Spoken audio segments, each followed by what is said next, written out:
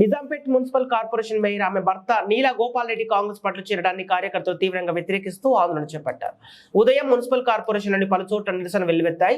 నిజాంపేట్ రహదారిపై హనుమాన్ ఆలయం వద్ద కార్యకర్తలు పెద్ద ఎత్తున నిరసనలు తెలుపుతూ మేయర్ దిష్టి బొమ్మను దహనం చేశారు.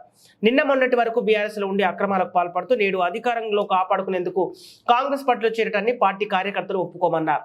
కార్పొరేటర్లో 200 కోట్ల మేర అక్రమాలకు పాల్పడి నేడు తన పదవిని కాపాడుకోవడానికి కాంగ్రెస్ లో చేరితే కార్యకర్తలు సహకరించమని హెచ్చరిస్తున్నారు.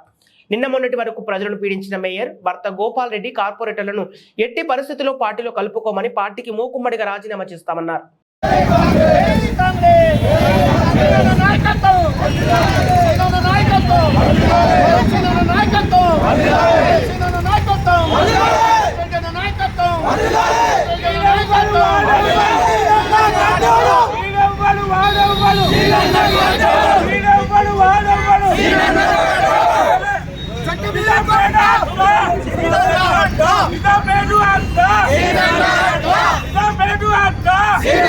Kita